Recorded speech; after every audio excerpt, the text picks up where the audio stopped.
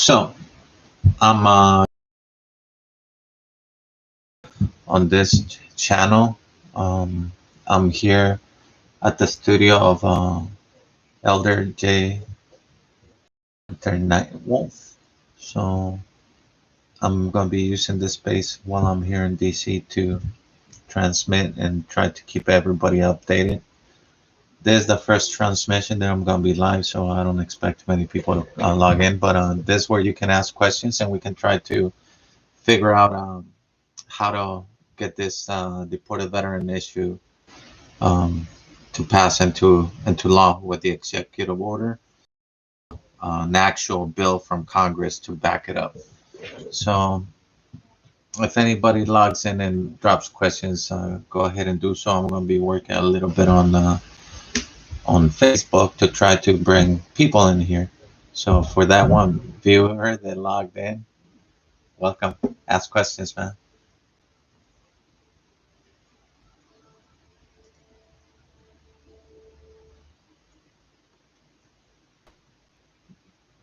All right.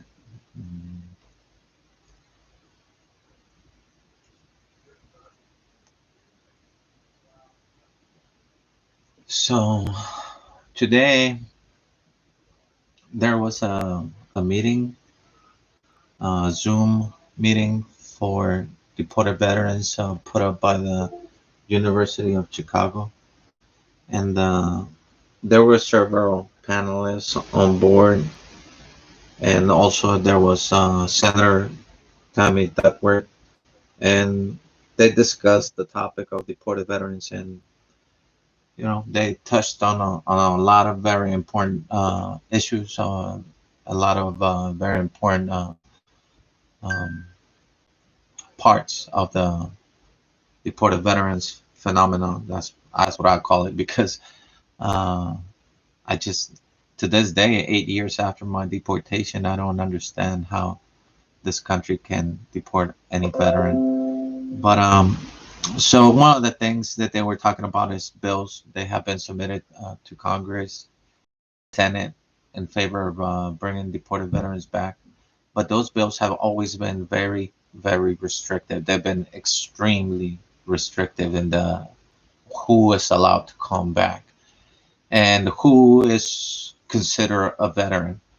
And what Manuel Valenzuela and myself have been advocating for years is that we want all our veterans back, man, regardless. And regardless if they have administrative discharges, that does, in our opinion, for me and Manuel as Marines, we don't see a distinction in that.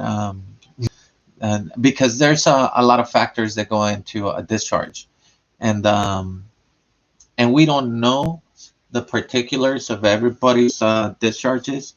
So I have to go under the assumption that that it was part of the of um of a systemic focus on certain veterans, and I say that because I was one of those. But that's why I give my fellow veterans the benefit of the doubt on that, because in my experience, yeah, there's a very, very high possibility that at some point or another in their military career, they were targeted by the system for removal from the Marines, from the armed services, for various reasons.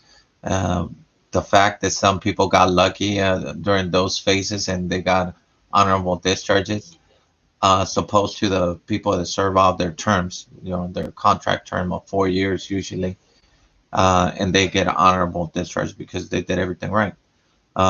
There's some veterans that always had issues while in service, and I was one of those veterans. So um, I'm one of those individuals. I believe in redemption.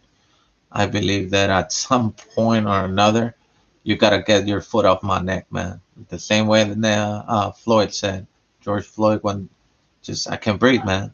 I can't breathe, and I'm gonna keep on pushing the system to take its systemic foot off my neck. As a Latino, I think we sometimes go overlooked, especially with a large emphasis and focus on the African American community, which is well deserved. Obviously, they've been enslaved for hundreds of years, but so have we, and we don't talk about it much. So let's not shy away from the issue of it is what it is.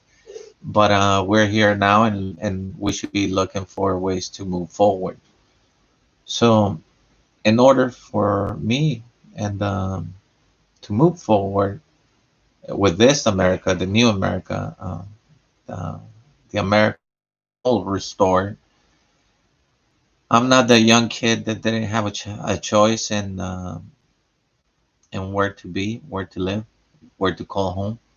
I blindly accepted a social contract that was rigged against me, and I paid for it. I paid for it with a lot of years of suffering and exile. But I'm a forgiving guy. I'm a Catholic, man. So with that, I let bygones be bygones for real. The system did me wrong from the beginning, and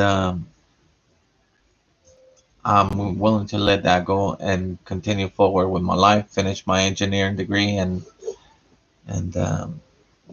do what I want to do, man. Engineering shit.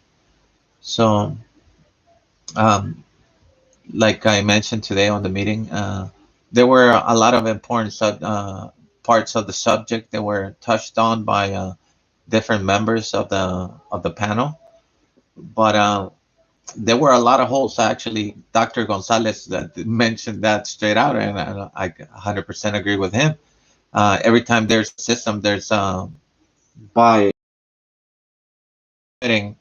who can come back. Like also another thing that there's very, very emphatically was nonviolent criminals, nonviolent offenses, and which is understandable. Don't get me wrong. I understand that we don't want no crazy mofos running around and coming back from where we got rid of them. But and that I have an issue because a lot of us Marines um, we have problems with violence, man. We're violent people. You, the system, did this to us, and you're responsible, man. You're responsible in part for our craziness, the system that we were willing to serve. And all I ask is for us to be allowed to be back home. It's, if we break the law, we should be punished to the full extent of that law. But as soon as that sentence is over, man, it's over. I mean, for most of us deported veterans, they have been deported. Um, the deportation, the second punishment has been worse than the original one. Like with me, I got caught with marijuana, and I have always said I'm not gonna excuse what I was doing. I'm a bad mofo, and I did bad things. And one of those bad things was to carry about 40 pounds of marijuana from across state lines, and I got caught. And but I didn't cry about it. I did what I was told to do, and I expected to start my life after that. I finished my college degree, and I have an associate's in computer science, and I went to work at Intel in 2000 after the crime. And I didn't go to jail. I got a 18-month deferred sentence that the judge said it was going to be off my record if I did everything right, and it wasn't. 12 years later, I got deported to Costa Rica, and I was coming back from Costa Rica on vacation, and they stopped me at um, at the Bush International Airport in Houston, and that's where I was not allowed to come back into the country. They they moved me around a lot of the detention centers from place to place. And later on, I found out why. And the reason that they switched people around back and forth all the time, is because they double book them. That's because if at the beginning of the count you have um, so many people, then you get charged for those people. But and they already charge you through for the whole day. So if at early count at 1 a.m. you have 200 people, and you have to do the report. That's 200 people that you have to feed that day. So you get credit for 200 people. But and after the checkpoint, or after the count check at 1 a.m., you deport them.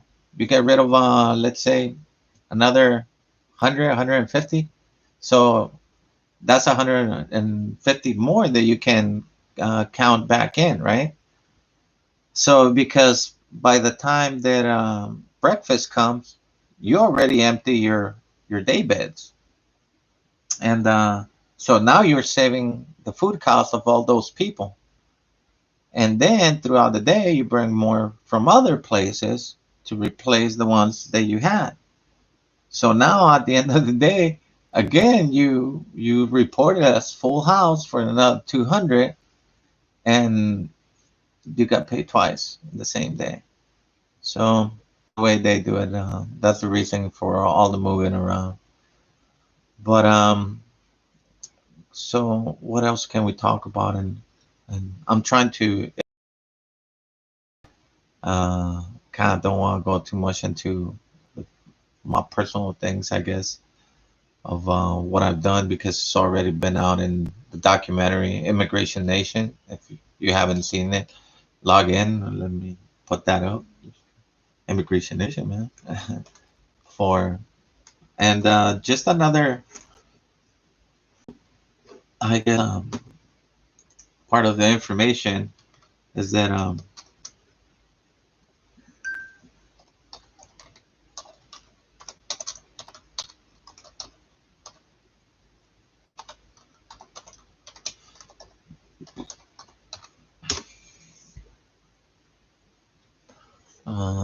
so it's already there. Immigration Nation, Netflix.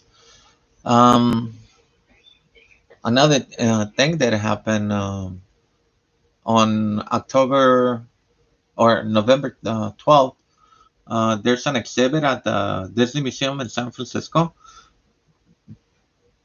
that part of the exhibit features the artwork of some deported veterans, and I'm included in that. And the reason I'm smiling like some is going on in my head is because I'm part of that exhibit. I'm one of those artists, so I can call myself an artiste and a muralist. Thank you, Amos, for setting that up. Antonia, thank you. You guys were great. You great. You were very encouraging in your words for my art, and I appreciate that. I appreciate the opportunity to bring our message of deported veterans to another audience that hopefully will be to our advantage of finishing this by putting a little bit of pressure on the politicians. So that's uh, that's what we got going on. Um, we're gonna do half an hour. Just I'm gonna be online for half an hour, and this is my first transmission, so I don't really know what I'm doing. I just think that it's time for us to start documenting and being part of the history. Maybe enough. Now that I mentioned that we're starting again, is the reason why I stopped. When in 2016, I was doing what I'm doing now, and apparently I'm quite successful at it, and I'm pretty good at ruffling feathers, because I started getting death threats from white supremacist groups, and I I'm a Marine, man. It don't scare me, you know. I really don't get scared that much. not that way anyways. I get scared of other things like losing my wife, like losing my kids, a family member. I'm scared of that. I but I also know it's a eventuality, so it's a race to the finish. And being selfish as I am, I hope I go first. Okay, so that was one of the reasons that I had to stop because right now I'm driving around in an RV that belongs to Lieutenant Colonel Thomas, and thank you for that, sir. I appreciate it. And I'm also staying here with Jay Winter Nightwolf at his home here in DC. But I want to thank him for allowing me to be here and transmit my rebel waves over the internet. And I'm back, baby. I'm back. I went into hiding. I believe it was uh, it was in the first day of Trump's presidency in 2017, and January 21st. That's when me and my wife we had to go underground because they had already burned the RV in November, and I had gone to Congress in January, so I rattled some cages, and I had to disappear for a while, and it was a long while. I started coming back again about 2 years ago when I went to New Mexico. Somewhere along on the there was on that meeting with Chicago University today. Somebody mentioned helping deported veterans get pardons in the state of New Mexico, and I don't recall. I'm one of those veterans that got a pardon in New Mexico, and I don't remember any of those panelists assisting me in getting that pardon. And as far as I know, I'm the only deported veteran that asked for a pardon in New Mexico. So check your facts. If you hear people, a lot of people like to, you know, talk big and take credit for other people's work, and it shouldn't be like that. But people don't speak up. For me, I'm saying what I'm saying because it's the truth and it's a fact. The only people that helped me get a partner was Jesus Manuel Valenzuela, that in the 8 years that I've been as an activist, has been the only deported veteran that has offered me some assistance. And his views on this issue are the same as mine. That's why I keep on working with him because he's an honest man. He's a dedicated man. A little bit of a hard hit sometimes, but hey, so am I. So it's kind of funny to put two hard hits in the same place, and they can work it out. Anybody can work it out. So, but I didn't get no help from nobody. Manuel, Charles Powell from New Mexico, he was very helpful. He's a U.S. Air Force veteran and Veterans for Peace member. At the time, I believe he was the president of the Albuquerque chapter. And that's the only assistance I ever gotten uh, from Veterans for Peace. So I don't know. Uh, check your datas. And that's that's the issue of why I went underground. But I kept on working in the last 2 years, 3 years actually. I started pursuing a different strategy because we had tried to get Congress multiple times to submit changes to the law, and like we mentioned, some bills have been completed. Some bills are um, more complex than others, and there's always a bunch of hoops you have to jump through just to um, just to get back, just to initiate a process. And um, I believe that that a shortcut to that was to go straight to an executive order, because from the beginning I have believed that when I swore allegiance to the country as a Marine, when I took that oath of office, um, Hector Barajas mentioned on it that they told him Or- because I guess he was having the same argument I have, and well, fuck, I guess we do have some in common. But what I believe on that is that when we swore our life to this country, we we renounce allegiance to Mexico because that's where we were born, and our situation, and we renounce allegiance to any other country or entities, you know. So when I got out of the Marines, nobody stormed me out. So we gave our word, and our word is for life. And if I recall, Hector Barajas mentioned that they had told him that the nationality status expired the minute that he left the service. And that seems like a goddamn ice answer. So I'm going to have to take him on his word for that. And but that's the same argument I have. And what the difference is that I pursued the president or the the candidates for president that were running for, and I did it since 2016. And but I really doubled my efforts in 2018, and it started to work out because it was so many nominees from the Democratic Party, and they all had to go through Vegas. Now I couldn't go anywhere because I was, underground. I was hiding.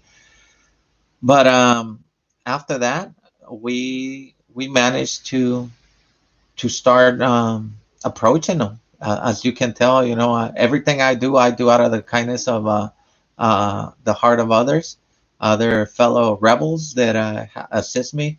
Like in this case, and you guys gotta look these people up, man. Don't be lazy. Do your research. Elder J. Winter Nightwolf, research that, and Lieutenant Colonel Maurice Thomas III. Look that up. They're really cool people, and they have very beautiful histories for their family trees. And I'm blessed to be here. Mm, yeah, and not to, of course, uh, Jay's wife. She's been wonderful and been very kind to me, and I'm forever grateful for that. Also, I want to thank everybody that has been helping out and that started to donate for the funds because I do need some equipment. I need to do certain purchases for a couple of things that are a little bit pricey, but you know, it's required for the things that we're gonna do, especially in the coming months. Um, I spoke with my wife about the situation. We're almost here at the end. The documentary Immigration Nation has been a great form to reach a larger audience that had been previously done. Uh, the craziest thing, man, they recognize me everywhere I go.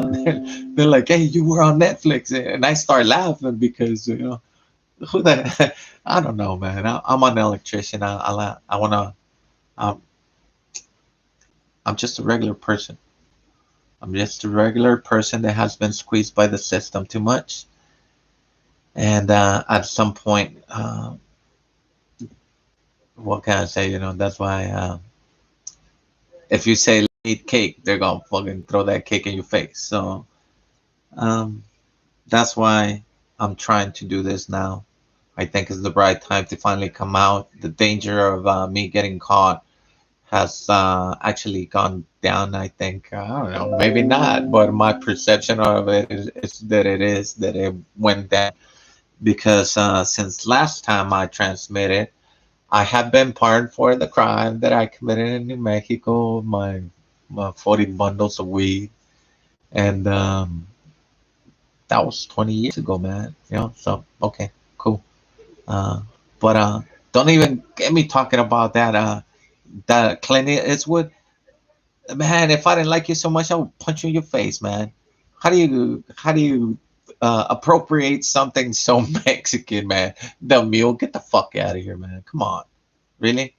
Now you're gonna take that job too? If you're gonna be writing a movie about smugglers, let it be about Mexicans, man. No, no, I'm kidding. But I just think about that. ironies of that, and how because I had that criminal conviction, I couldn't get a job, and now you know you're a millionaire, you're a merchant. It's just one of the ways that I always point out to the system being rigged against us because you don't let us do it, and then you criminalize us for it, and then you turn around, you start changing the laws on your favor because you know there's money in it, but we can't profit from it because we're already screwed.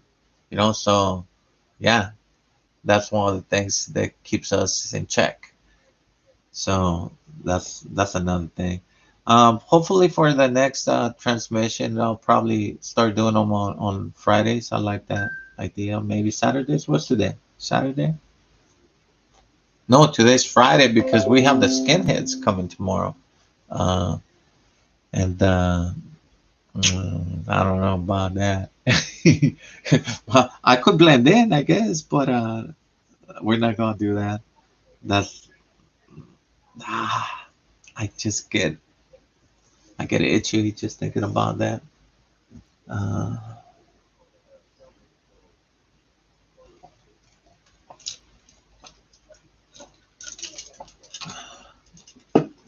so it's gonna be interesting to see. I don't have one follower on this thing. Never done anything like it. It's just talking right now. Like I said, for next Friday, I'm gonna try to set up an interview with one of our deported veterans' family members. I think it's very important that they get voice in this as well, especially Fran. And I don't want to single anybody out, pero su niña, oh man, it breaks my heart, man. It breaks my heart to see the, especially on the video that she's so cute. She's asking for us to bring her daddy back, and she's like, yeah, come on, man.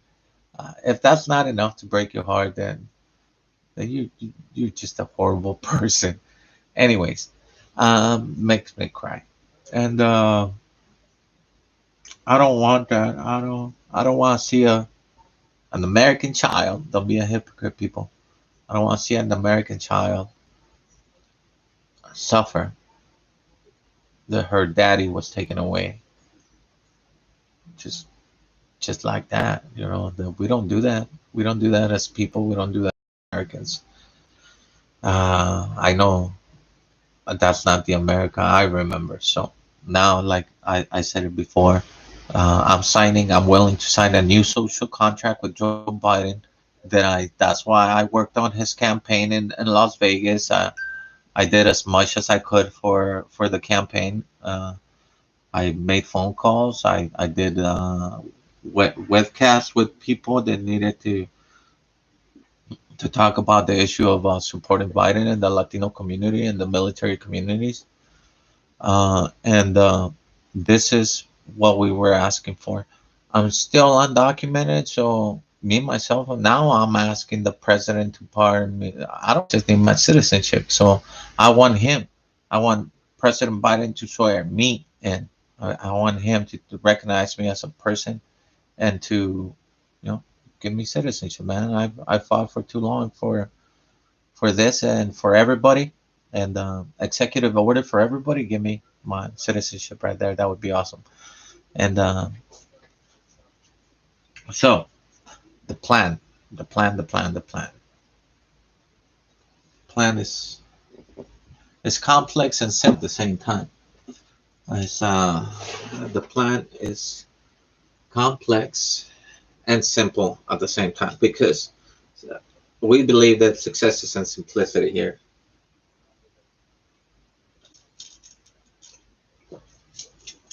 So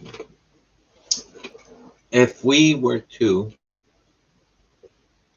do an executive order that retroactively acknowledges every deported veteran as as a U.S. national, that will fix the issue of being deported, because we would be recognized as permanent U.S. nationals immediately. That would be step one.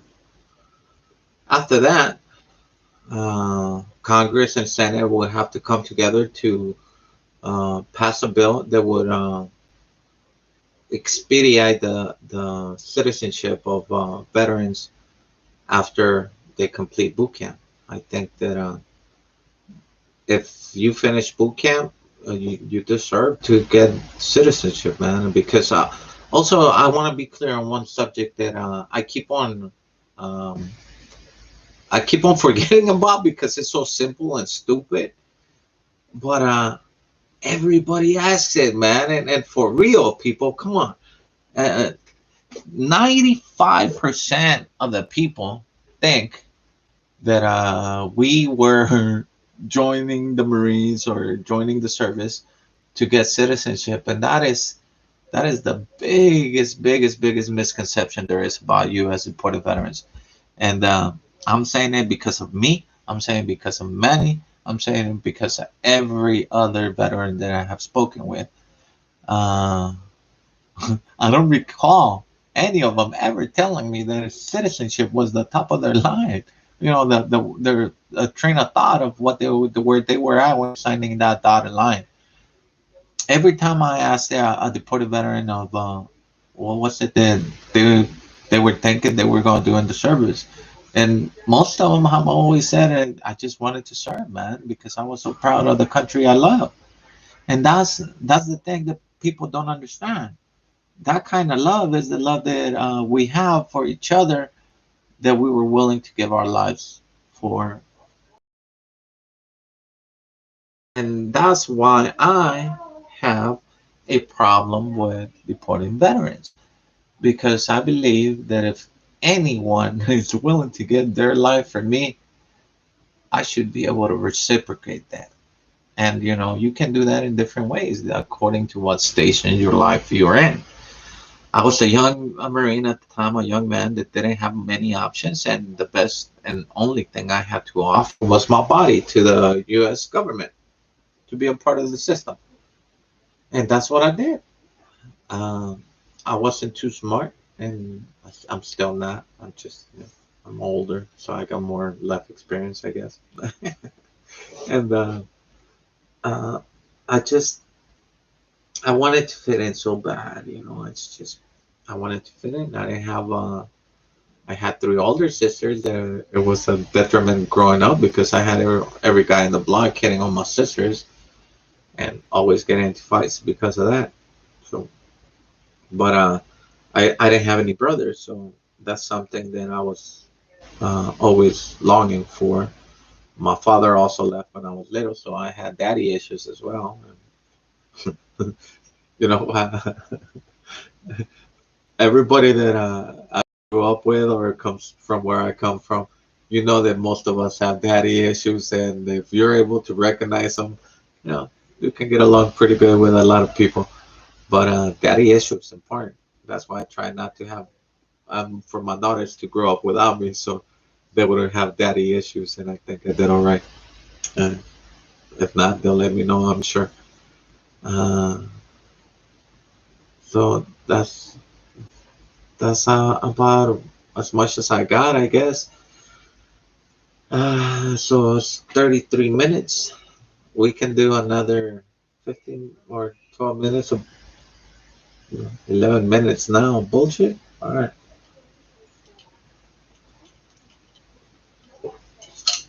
Oh, we're still on the planet. I can, focus. Focus. Part of the plan is executive order. We have every candidate that went through Las Vegas on video saying that they would stop deporting veterans and repatriate them, all of them. So Joe Biden, it was very important because he won the presidency, and him and Kamala Harris, believe it or not, as luck would have it, are the only two that I had to interrupt because they had the larger crowd. So I guess in a way it makes sense that the only way for me to speak with them was to interrupt them. I did apologize for that later on, and they said it's okay.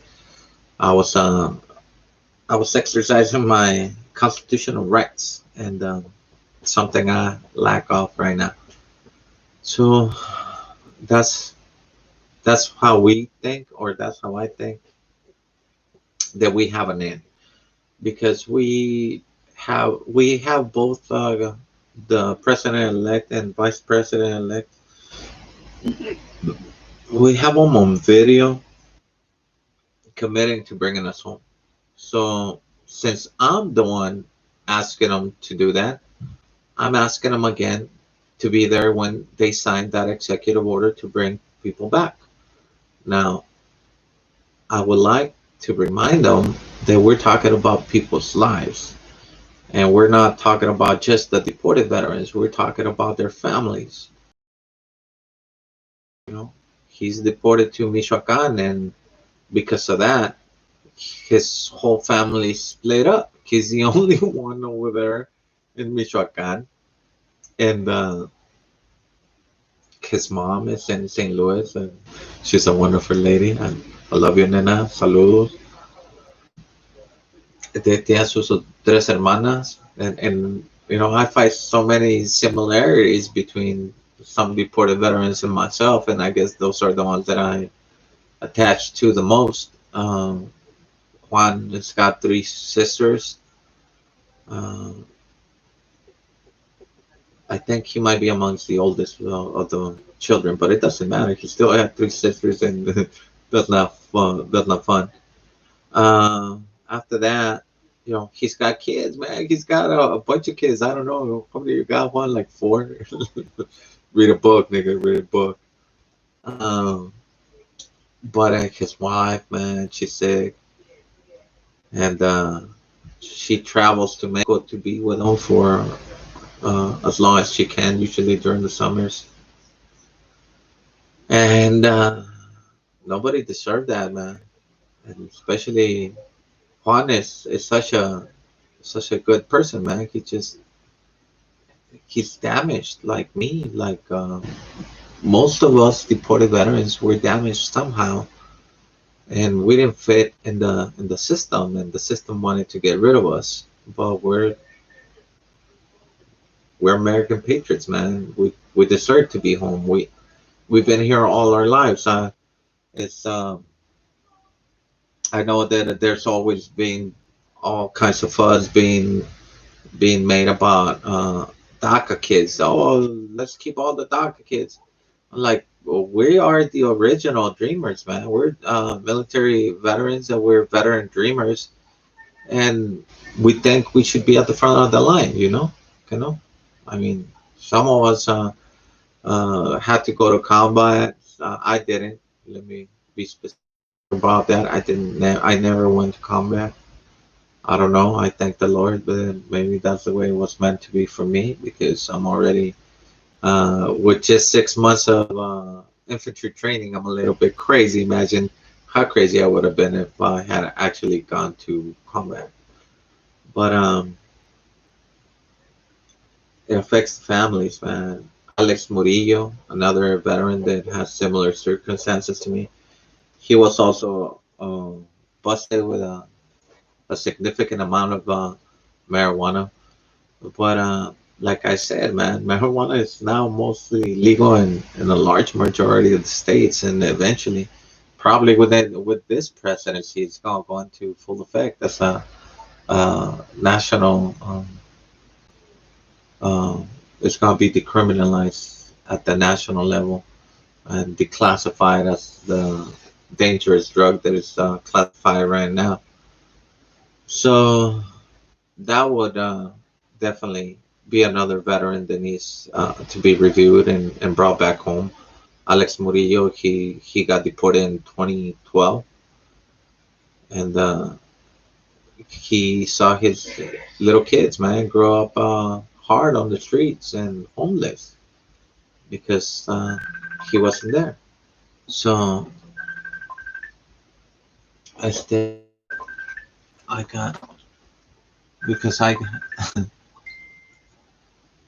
got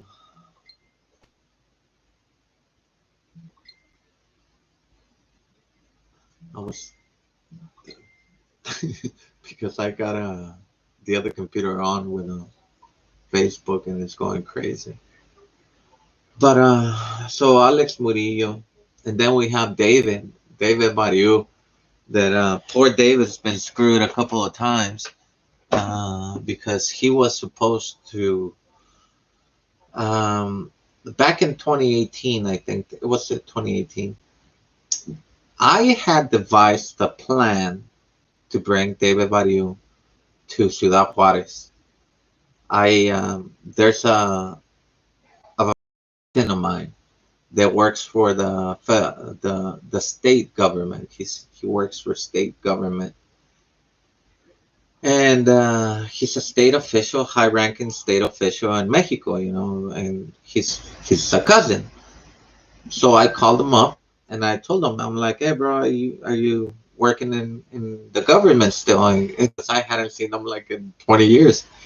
And he's like, yeah, man, I'm in government. And he starts telling me his position. And I'm like, oh, snap, that sounds like you're really up there, man. And he's like, yeah, I'm pretty up there. I'm close to the governor. I'm like, cool. I'm like, well, listen, I know I haven't called you in about 20 years, but I got a favor to ask. And I told him about David. I told him that he was a veteran from Dallas, that he joined the service with student credentials, and the the recruiter. Now, David had a student visa and wasn't eligible to join the service, but the recruiter altered the documents to make David eligible for the service. And David served like 8 years, I think, 6, 8 years in the military. And one day, while he was getting out of work in his military uniform, and he was getting to his apartment, uh, I fucking bust. Is this you? And they're like, yeah, look, hello, read the tag, nigga. And anyway, so he he was identified as David Barrio, and they told him that he was getting deported because his paperwork was no good. So I'm not sure on the year he got deported. I think he said he was like in 2008. But anyways, so I called my cousin in Chihuahua, and I tell him the David's situation, and he tells me, yeah, man, I got you. I'm like, what can you do for me? What can you do for David? And he like, well, if you manage to get David over here to Juarez, he like, I can set him up with an apartment, I can set him up with a job, and I can set him up with Spanish lessons. So he starts adapting to life in Mexico. And I told him David's got a wife and a kid, and he like, it wouldn't be a problem. I can place him. All right, so we solved that problem, right? The next problem was finances. Um, we needed to raise money to bring David home, and we needed about $1,800. We created a GoFundMe to bring David back home, and at the time we gave somebody control of that money because we were uh, we were supposed to be a council of deported veterans that we were gonna make decisions as a unit, and we were gonna follow those instructions as a unit. It didn't work out that way, and the person that was in charge of the funds that we were raising uh, used those funds for something else that we hadn't agreed to, but because she had control of the funds, well, we there was not much we could do. So that's what happened to David, and that's one of the reasons that David's not here. And well, that's one of the reasons that I keep on trying to bring David home because I kind of feel guilty that I might have raised his hopes a little bit and was not able to deliver. But Um, I only have so much control of certain things. And so that was that. Uh, who else? Hans. Hans. Actually, that's what we're gonna do. We're gonna interview Hans, and we're gonna interview Hans. We're gonna interview um, Hans, Fran Ramos. She's the wife of Marcelino Ramos. He's a deported Marine that is in Monterrey, and he's been targeted by the cartels. They kidnapped him a while back, and they beat him up and broke his ribs. They fucked him up. So we need to talk about that and bring awareness. Hopefully by then, Fran and Hans would have already gone with me to Congress on Monday. I'm going. I keep on saying Congress as a general term, but we also go to the Senate, and on Monday our principal focus is going to be uh, Tammy Duckworth, um, Julian Castro, and Elizabeth Warren. Three people on Monday. That's all we need.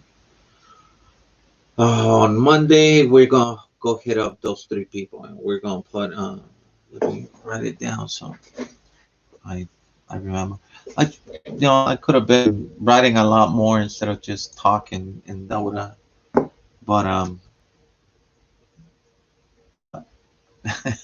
but at least we're still working. We're gonna keep it going until 1 hour for the transmission, and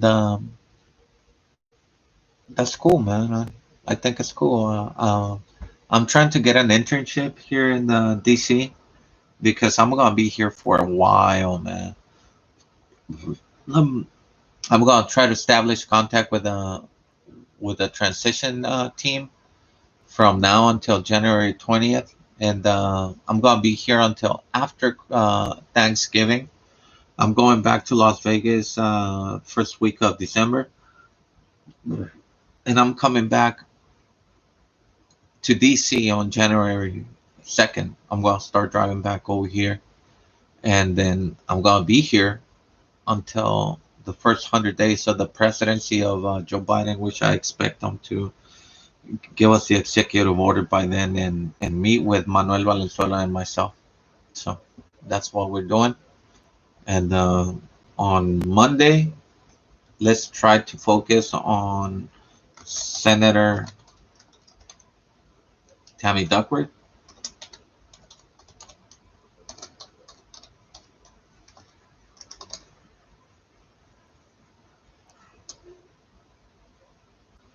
uh, Congressman Joaquin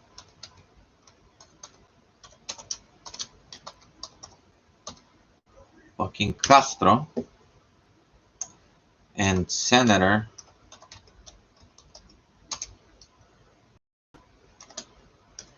Elizabeth Warren.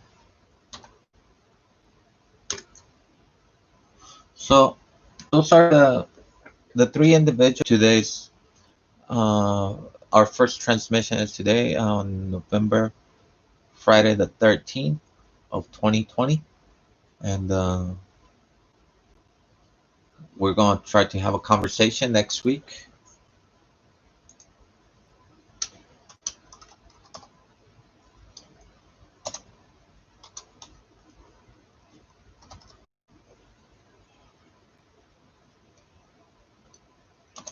Which is going to be episode two. Two.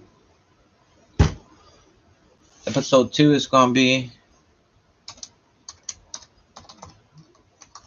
interview with Hans Irizarry. I think that's how you spell his name. He's got a weird name. gonna talk to friend.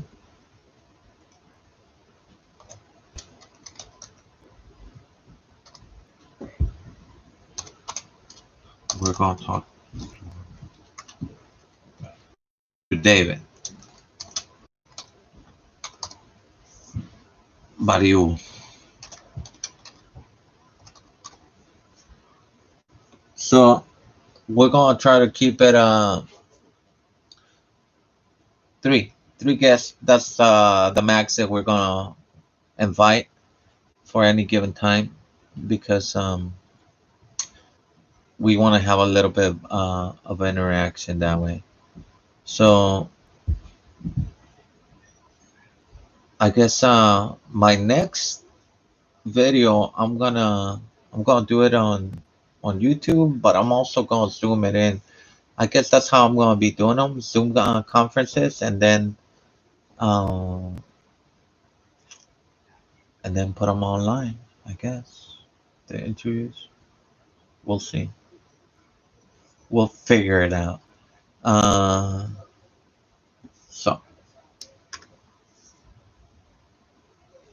but I kind of like this channel like this. It's all mostly set up, and since I don't know much about the webcasting yet, I guess I gotta start bringing. I do have a buttload of followers on on Facebook. So the trick is to get the people that I got on Facebook to come over here, and we'll see how we do that. If any of you know how to do stuff like that and want to help me out, you want to be my assistant production manager, cool. Send me a PM. See? Send me PM.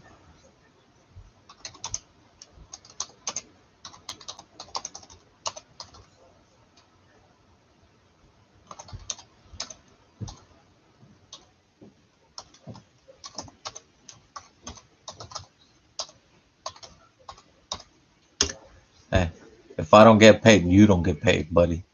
So PM me if you want to do an unpaid internship on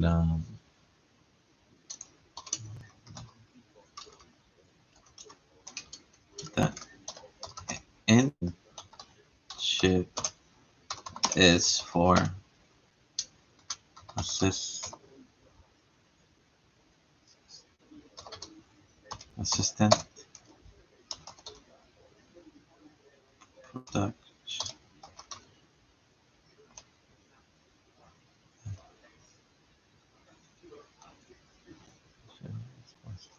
manager. Sorry, I don't get paid. You don't get paid. No, this is and what I'm trying to do is it's just to help out people. After I I always said that I want this done so I can go do my regular life. I want to go put some solar panels and roofs. And with any luck, I might be working at a radio station instead of that. But that would be fun too. Um, in the meantime, I gotta focus on getting this done and bringing everybody home. So I don't know. If any of you know how to do the video thing, let me know. Yeah, we can do another internship for social media director.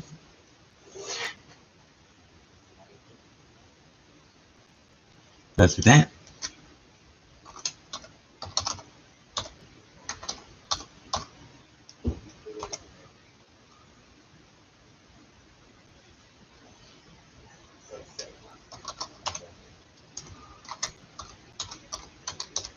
Social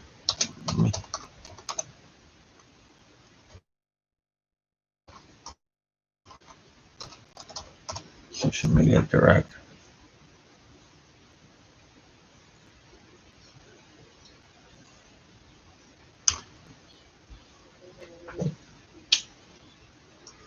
So those are the things we got going on right now.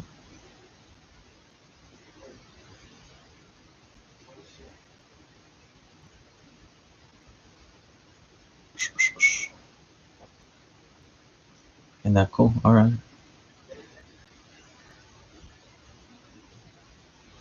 Um, Eventually, I want to come up with some, um, you know, the cut-in introduction. uh, I want to do an introduction with voice on a quick recap of what a deported veterans are, and but those are things that we're gonna learn with time, I guess. The important thing is that we keep on sending the messages. I'm gonna be sending this weekly. So next Friday, let's do 8 o'clock Eastern time. That will put it at 5 p.m. on Pacific time when I'm over there. So let's keep in touch that way. Gonna be doing we're gonna be doing this live Fridays at 8 Eastern time. We'll run it for 1 hour. That's what we're gonna do. And I'm not cheating nobody out of a few minutes. I used to tell that to my wife when we were going out. She always, my wife is that kind of lady that that would be there fucking 15 minutes before the job just to clean up before punching in. Hell no, man. That's not 5 minutes. All right, sure. But so she would always want to go in, and when we were going out, well, I didn't want her to go, so I would like, nah, man, you're not gonna rob me of my minutes. So I'll give you 30 seconds to get into the restaurant. But that's how it was. So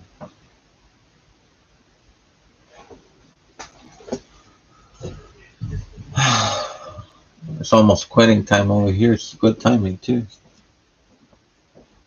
It's 9:44. Yeah, because we started at 8:40, whatever you want to say, 45 or 40, whatever.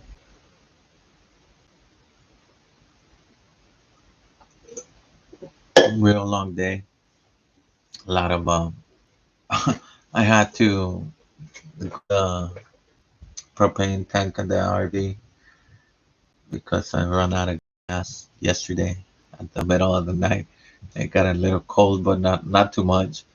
But the colonel was immediately offered to fill up the tank, but I kind of get embarrassed of being I feel like a freeloader, so I told him that don't worry about it. I can handle it until until Monday.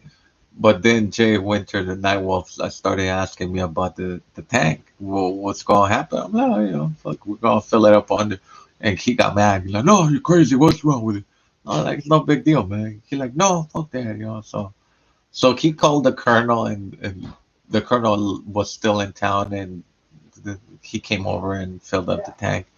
Not only did he fill it up with propane tank and gas, he filled up the gas tank, and that's why I asked for financial assistance, because it makes me feel real bad that these kind folk help me out. They give me shelter, and they even pay for the gas, and I think just because they have the means to do so doesn't mean that they had to do it all by themselves. And that's why I really do believe that if all of you were to just help out a little bit here and there, a few dollars, it doesn't hurt. If you go buy a coffee, send a Venmo of the same amount to my account, so it helps me pay those expenses. uh, I don't like that they're always feeding me without it's a lot of it's a big burden to bear, and I appreciate it, and I hope that everybody helps out. And here's Manny. You gotta move the RVs forward a little bit. Oh, I'm just coming. I'm sending a video cast. To who? No, to the internet. Nobody's on. What's up? But we So gotta I've been recording. What's up? move the RV. Come on, cause the neighbor. Mm-hmm. She's bitching. Oh yeah. Well, you really we went back too far. Well, but the see what I'm talking about, people. The neighbors complaining about Hey, what. hey, come on. I'm not. But give me a minute. I'm busy, Manny. Okay, but we need to move it right now because he's out there. Okay. But this is my point. My point is the RVs are parked on the street. Nobody owns the street. The city owns the street, so any vehicle can park. If it was your parking area, I know, Manny. I'm trying to prove a point. I heard you. I'm gonna move it. I'm just saying. Es respeto. It is respect, but it's also the law. Okay, so that's my point. I will move it, but We shouldn't did have go to. back too much. Just too much, really. It's fine. Okay. It's fine. But again, he's okay, whatever. You heard. Hey, listen, man. Mira,